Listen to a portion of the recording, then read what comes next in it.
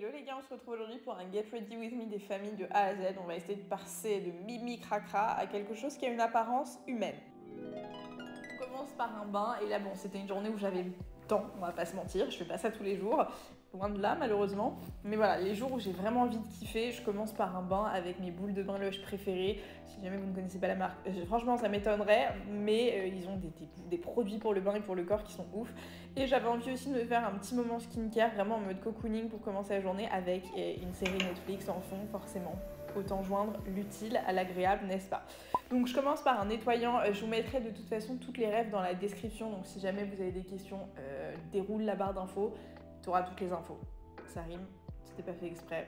Voilà, bref. Donc un petit nettoyant, les bains moussants comme ça où on voit, évidemment les gars, petite précision, quand je me lave seule, c'est-à-dire quand vous n'êtes pas avec moi, je mets pas de maillot de bain. Mais là, on est intime mais pas à ce point, tu vois. Donc j'enchaîne sur un masque au charbon, histoire de nettoyer un petit peu cette peau en profondeur. Franchement, je pense que depuis une bonne dizaine d'années, depuis le moment où j'ai commencé à me faire des moments un peu skincare, les masques au charbon, ça a été mon indispensable pour ma peau un petit peu mixte. Ensuite, j'enchaîne sur un shampoing gommant, je vous en ai parlé dans mes favoris, celui-là il est ouf, parce qu'en ce moment j'ai le cuir chevelu un petit peu gras, donc du coup j'en fais ça une fois par semaine, une fois toutes les 2 semaines, ça dépend. Il est top, c'est un shampoing chez Christophe Robin, voilà, pendant que je laisse poser mon petit masque. Ensuite, je viens nettoyer ça. C'est pratique d'avoir ce petit pommeau, vraiment c'est très élégant, je suis en train de me rendre compte sur les plans, vraiment je n'ai aucune limite avec vous, bref. Et je viens de me prendre un petit après-shampoing soin de la marque que je n'arrive toujours pas à prononcer, Oribe, je ne sais pas. Si vous savez d'ailleurs, dites-moi comment ça se prononce. Je vais laisser poser ça aussi tranquillou, un peu en mode masque en fait, parce que là j'avais pas de masque ouvert pour les cheveux, donc mes après-shampoings font aussi office de masque quand j'ai envie. Je laisse juste plus longtemps, bref.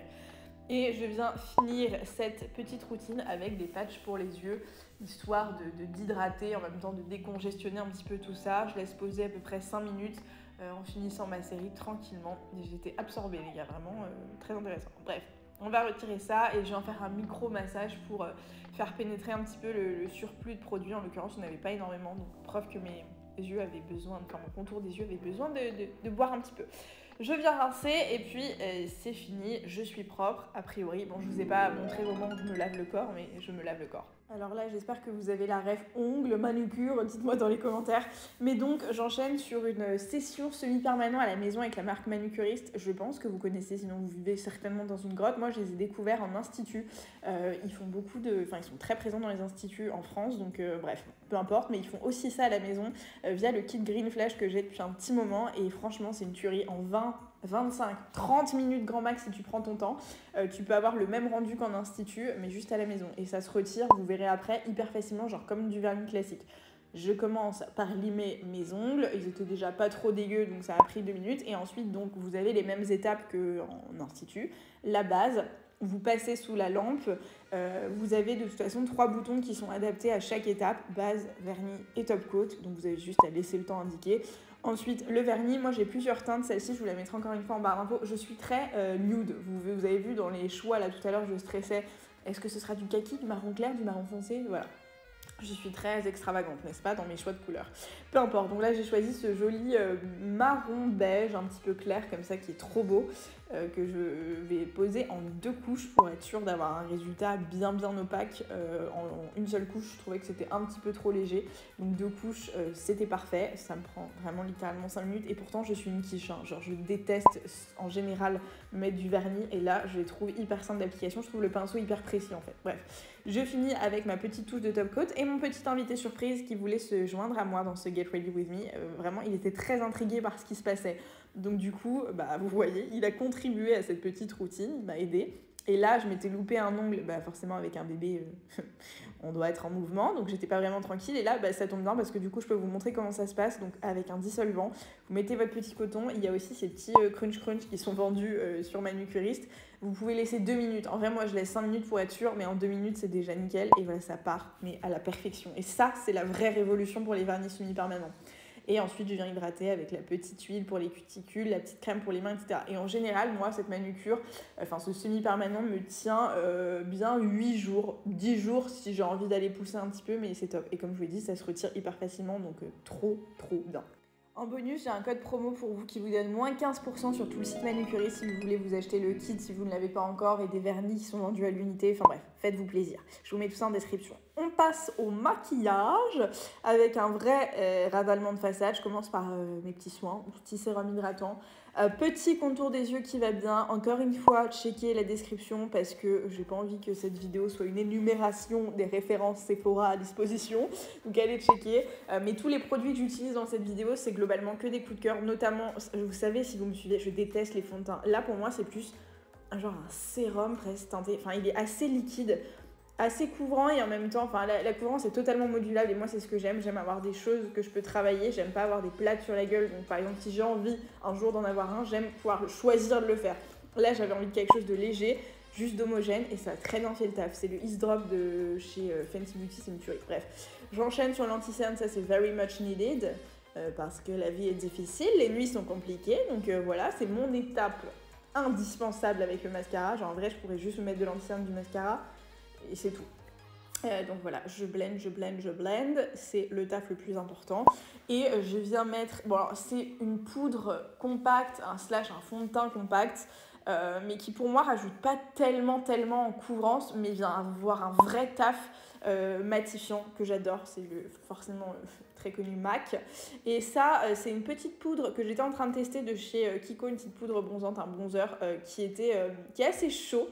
Et j'avais peur quand je voyais la teinte dans le produit, dans le packaging. Et en fait, elle est hyper modulable, elle est top. Et ça, c'est le blush. Je pense que vous le connaissez. Si vous suivez Madison Beer & Co, ces produits Charlotte Tilbury, ces produits crème, vous les connaissez forcément.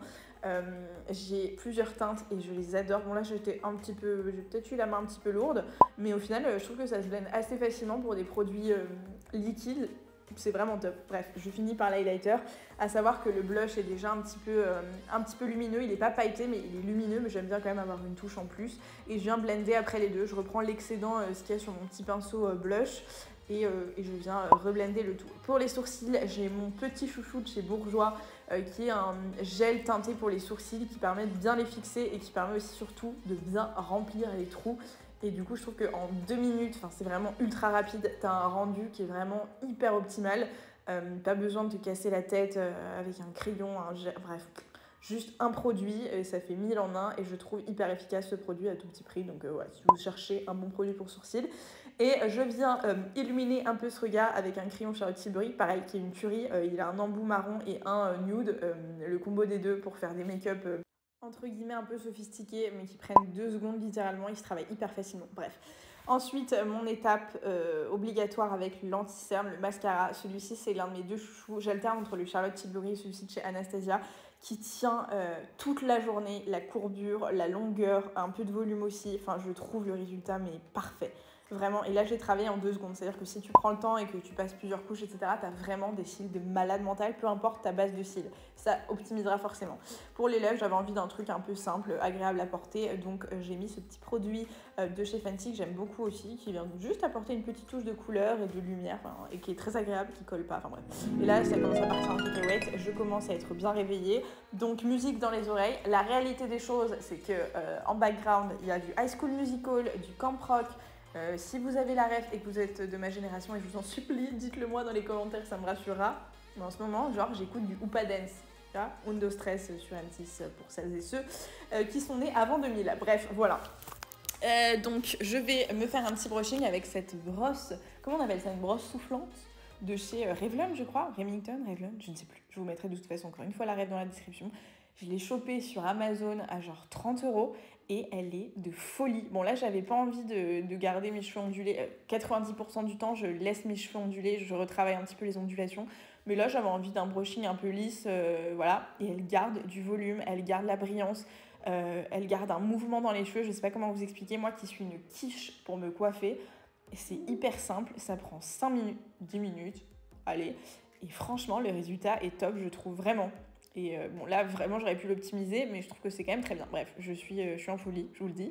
Et j'enchaîne sur la tenue parce que bon c'est sympa de passer sa vie en jogging, leggings, pyjama, etc. De temps en temps ça fait quand même du bien de s'habiller. Donc là j'ai opté pour un truc hyper simple, un cargo kaki de chez Zara je crois et un top noir tout bête. Très clairement j'avais la flemme de m'habiller, j'aime de plus en plus être en habit confort, etc. Mais bon, il faut prendre ses responsabilités au bout d'un moment et sortir de ses chaussons. Bref. J'avais fait péter le bouton de ce pantalon que je trouve très joli, mais je trouve qu'il est assez mal coupé au niveau du ventre. Il a tendance à vachement grossir. Je trouve pas ça très flatteur, mais comme ça fait un style un peu loose, bon, bref, au final, c'est pas plus mal. Je vais mettre mes petites baskets, c'est mes petites Veja. C'est une de mes paires de tennis préférées. Elles sont hyper simples à porter. Ouh, la personne est fatiguée. À porter. Elles s'assortissent très facilement avec tout. Le parfum, le moment compliqué aussi. Si vous êtes là sur la chaîne depuis longtemps, vous savez que j'ai une passion absolue pour les parfums. J'en ai toujours trop et encore, il en reste pas mal à Paris. Je viens terminer, ou presque, sur les bijoux. Je suis une fan de créoles, petites, grandes, moyennes, toutes les tailles. J'adore les créoles. Je trouve que c'est hyper simple à porter. Ça va avec toutes les tenues, tous les styles. Et voilà, ça accessoirise absolument à merveille tout ce qu'il faut. Donc voilà le rendu final. Je termine sur une petite veste. J'avais envie de faire du ton sur ton. J'étais extrêmement inspirée ce jour-là. Une veste kaki avec mon pantalon kaki.